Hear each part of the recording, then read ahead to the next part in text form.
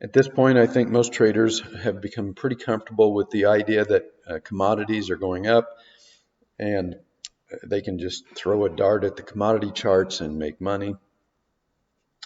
I suspect next year is probably going to be a lot more difficult. So this is the chart of the CRB, and other than this one minor little dip here in the spring of this year, the CRB hasn't really had much of a correction, and this wasn't really much of a correction to begin with. So it's been over almost a year and a half now that the commodities have gone almost straight up, and some commodities are going straight up. Lumber was a good example, tin, coal, natural gas, and very often when things go straight up, they also go straight down. So let me show you a chart of lumber. Okay, here's a really good example.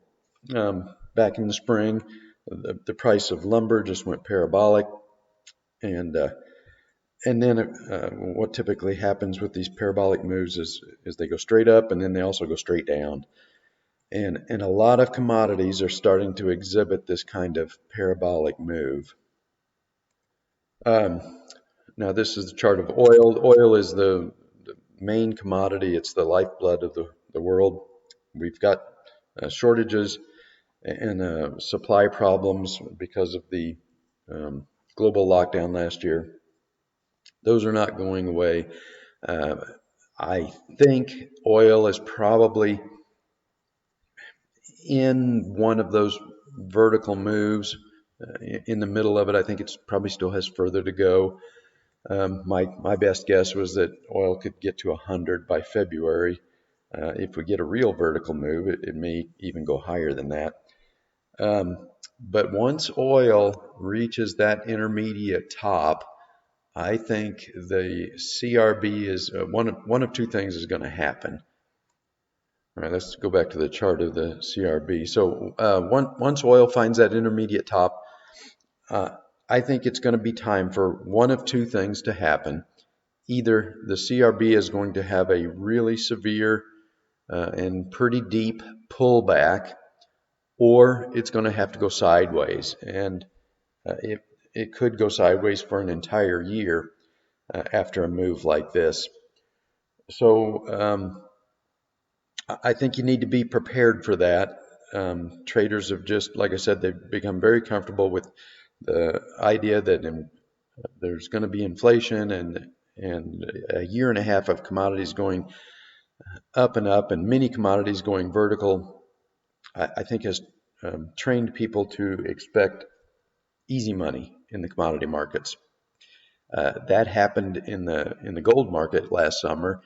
The metals went straight up, and everybody got very comfortable with the idea that metals were breaking out and we're going to the moon. And I saw a lot of people when we started that first intermediate correction. A lot of people were predicting the correction would be very brief and over quickly, and then we would be back off to new highs. And now we know that it's almost a year and a half later, and we're still stuck in that downtrend in gold. So these vertical parabolic moves, they very often lead to very difficult trading. I've said this before. Periods of easy trading lead to periods of very difficult trading, and then the reverse is true. Periods of difficult trading often, when they come to an end, lead to periods of very easy trading. So very, very difficult trading in the CRB and the commodity complex, and then we top it all off with the crash into the recession low, and then that evolved into a period of very easy trading. But this is getting pretty mature. Like I said, we're about a year and a half into this easy trading, and it's I think 2022 is not going to be anywhere near as easy to make money in commodities as it has been over the last year and a half. So I think think traders need to prepare for that. When oil finds it, this next intermediate top, then I suspect we're going to get some pretty severe corrections in all of these commodities that have been producing these vertical moves, and either a very severe correction or maybe more likely just a very extended period of sideways churn where it's almost impossible to make money. Something that looks like this, but not nearly as long as this. And let me clarify. I don't think the bull market in commodities will be over, not by a long shot. But after this kind of a move, you're probably going to need to have a period of difficult trading for either an extended sideways consolidation or a really deep pullback. All right, so here's the weekly chart. You can see this is a 200-week moving average I put in here, and that kind of contained price during this choppiness, and then we get the crash, which stretched price far below the moving average, and I've gone over this many times. The rubber band theory: the further price gets stretched away from the mean, the more aggressive and violent the regression tends to be. When either the selling pressure stops or the buying pressure stops. So we got this powerful slingshot move, and now we're starting to stretch quite far to the upside of this 200-week moving average, and I suspect we have further to go. Like I said, I think oil could probably continue higher into January or maybe even early February, and then it's going to be due for an intermediate correction, and I suspect that's going to trigger an intermediate correction in the CRB as well, which could very well take the CRB all the way back down to this 200-week moving average, or it could go sideways for a year and allow this 200-week moving average some time to catch up to price. And you can see that is exactly what's happening here with the metals, with gold. Got stretched really, really far above this 200-week moving average. And this was where everybody was predicting a very short intermediate correction. Then we were off to the races again, and it's been anything but.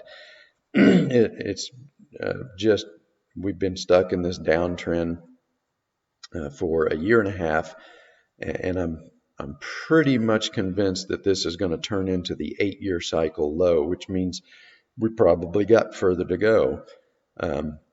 My best guess is that it's going to be a slightly short 8-year cycle low, and it'll end maybe in the summer or fall of 2022. But we could continue this choppy, slightly downwards pattern until we either test this 200-week moving average or just keep going sideways long enough for the 200-week moving average to catch up to price. And I know there are lots and lots of gold bugs that don't want to hear this. Whenever gold gets stuck in something like this, I get lots of gold bugs get frustrated and they cancel the subscription when they could be making money in stocks and energy. While we wait for this to finish, because once it does finish, I think we are going to have a huge move during the advancing phase of the next 8-year cycle, something that looks like this, probably even bigger than this, but we got to finish this move down into the 8-year cycle low first.